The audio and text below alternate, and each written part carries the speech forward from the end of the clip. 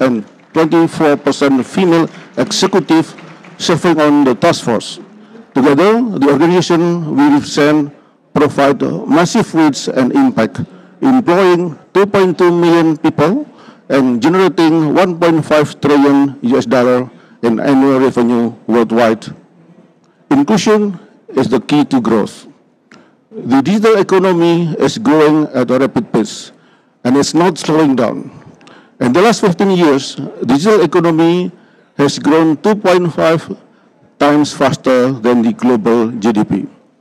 1.4 billion people were newly connected to the internet since 2018, and in 2023, we expect some 5.3 billion people will be connected globally, which means a 66% global internet penetration. This growth in the digital population accelerates the further growth of the economy.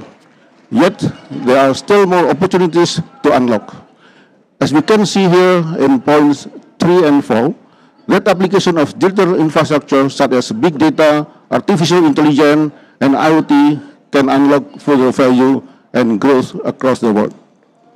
Digitalization brings positive impact to the environment. The World Economic Forum estimated that digitalization has the potential to reduce the carbon emission by as much as 15%. Digitalization is a transformative force, and we are excited to see what it can do for our planet. Despite the many benefits of digitalization, the digital divide is still a very real and growing problem. Only those enjoying inclusion in the digital economy and ecosystem reap the benefits that comes with digitalization. We have identified four main obstacles that contributed to the digital divide.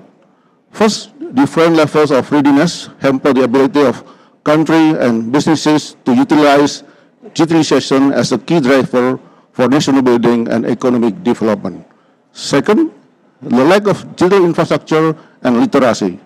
Third, insufficient support for MSMEs digital transformation. And last one, issues of cybersecurity and basic rights in the digital era. To address these challenges, our task force has generated 4 policy recommendations that have been formulated to be relevant, targeted, actionable for the G20 governments. Allow me to elaborate on each policy recommendation. First, we call on the G20 leaders to drive universal connectivity. The number of people who are connected is expanding, but only half of the world's households have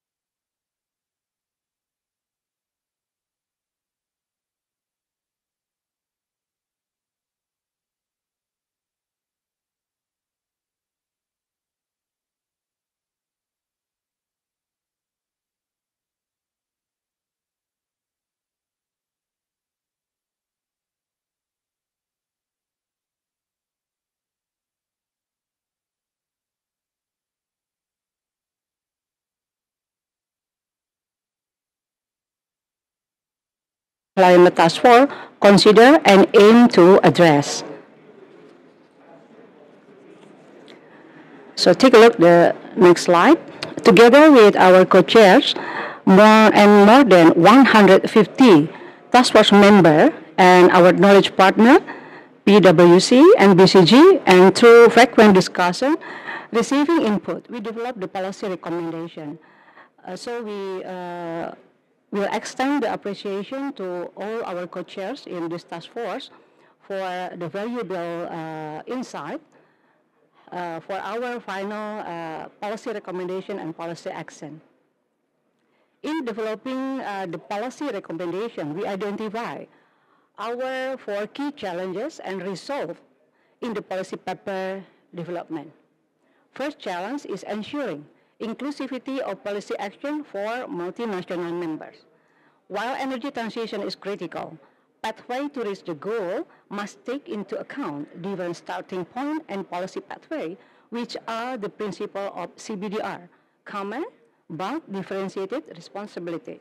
Then we ensure the policy, action, and also the KPI must only follow the CBDR principles, but also ensure that these are applied in primary energy and technologies such as gas as transition fuel, nuclear as clean baseload, co-firing, and CCUS, BSS, and also natural-based solution. The second challenge is accelerating and broad-basing the transition. Developed countries have progressed on the transition due to strength of government framework, institutional capacity, market development, and financial capacity. Whereas development countries are lacking in one or more of their strengths.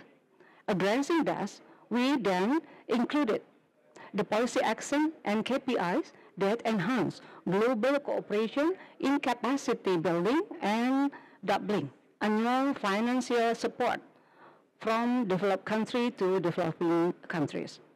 This is how to ensure adequate and predictable financing for energy transition investment.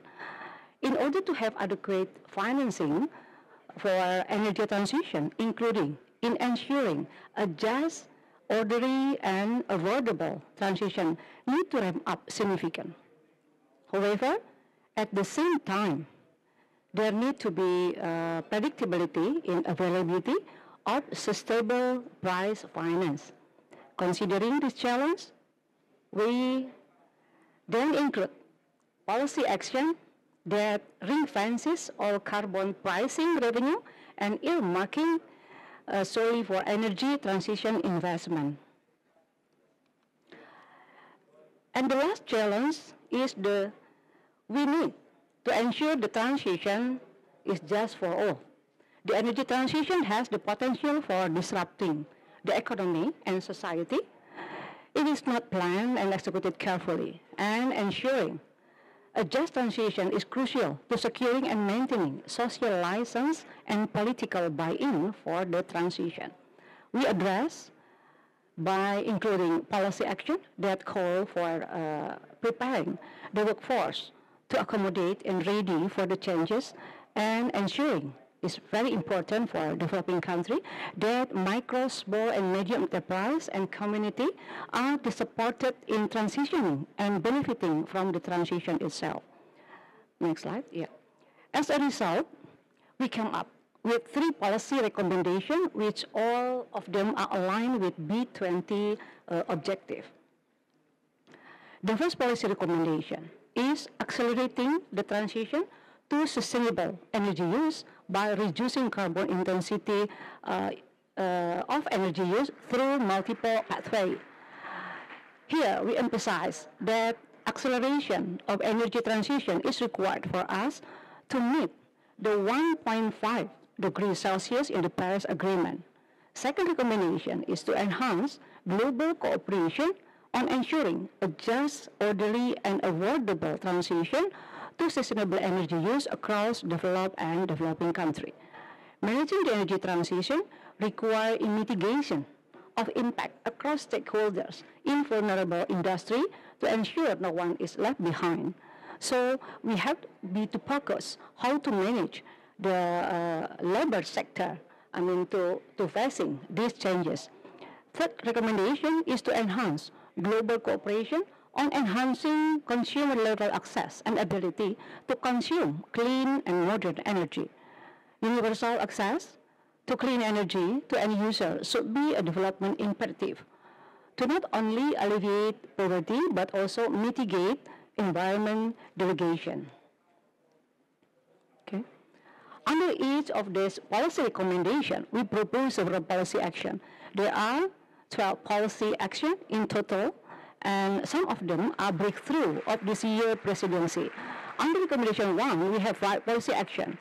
First, to enhance the pace of energy efficiency improvement across the transport, building, and also the industrial sectors. This is where we define clear pathways, accelerating access and scale up energy efficiency through targeted incentive and inter-country collaboration. Second, to progressively reduce the carbon intensity of electricity by reducing emission from coal-fired generation and accelerating renewable energy deployment according to the national circumstances. Third is to accelerate the mitigation of carbon emission from hard-to-abate sectors. We recommend G20 countries to have framework for cleaner fuels such as biofuel, blue and green hydrogen, supporting innovation and collaboration that is vital in reducing costs and incentivizing the use such of fuel. Fourth, progressively enhance the quantum, predictable and ease of finance flow to developing countries.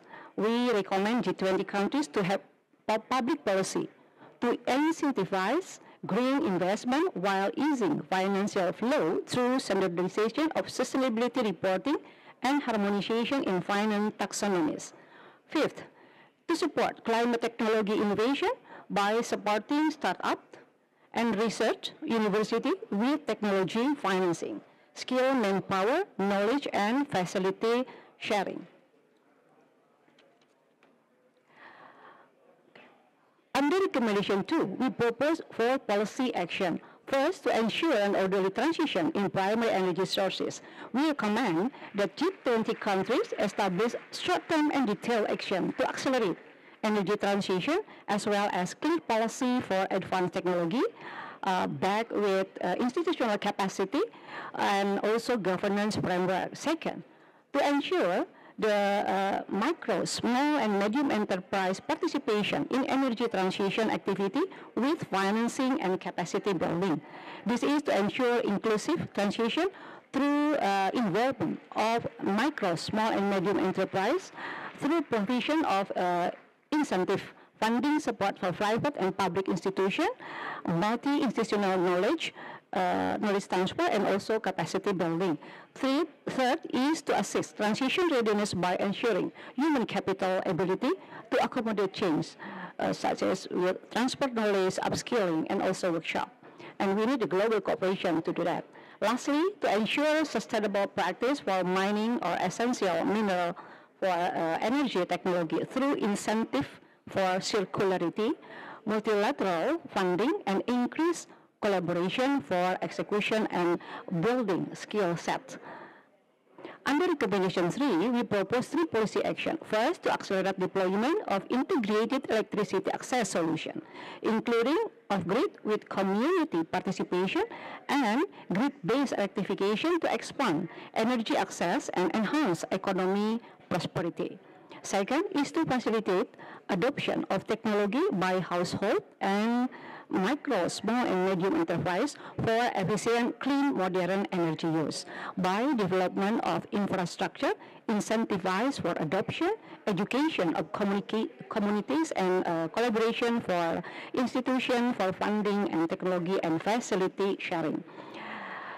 Third, ensuring broad-basing of transition by addressing affordability barriers in developing countries through earmarking a portion of carbon pricing, and to incentivize investment for energy transition and allow listing and trading of emission reduction. A few points that I would like to highlight from the Energy Sustainable Climate Task Force, that accelerated energy transition is a must. We need to act now, but we need to do it in a just and orderly manner. The acceleration of energy transition needs huge financing and collaboration between developed and developing countries also needed. We will continuously seek alternative to energy, and this will be a continuous journey. It needs real action from the public and private sector of this recommendation to make a significant impact. That is the end of my presentation. Thank you once again, ladies and gentlemen. Wassalamualaikum warahmatullahi wabarakatuh.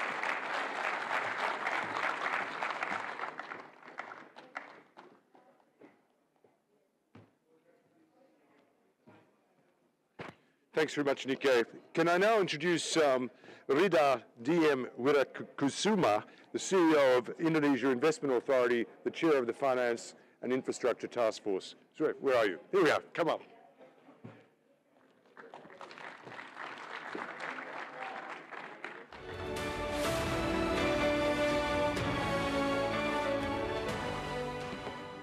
Thank you, John.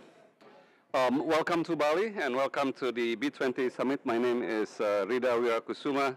I'm the chair of the B20 Finance and Infrastructure Task Force, and I'm also at the same time the CEO of Indonesia Investment Authority, or Indonesia Sovereign Wealth Fund, or mostly commonly called INA. I'll be presenting our task force final policy recommendations to B20, which will be part of the B20 communique, and highlight the importance of finance and specifically infrastructure to all of you. Infrastructure may mean different things for different people. In some part of developing nations, infrastructure or lack of infrastructure means going to school not by bus, but by boat, like what is happening today now in Banjarmasin in South Kalimantan, or going back from school in a crowded boat in a place like Kebumen in Central Java. It is therefore imperative that we, at the G20 countries, and for us through the B20 Finance and Infrastructure,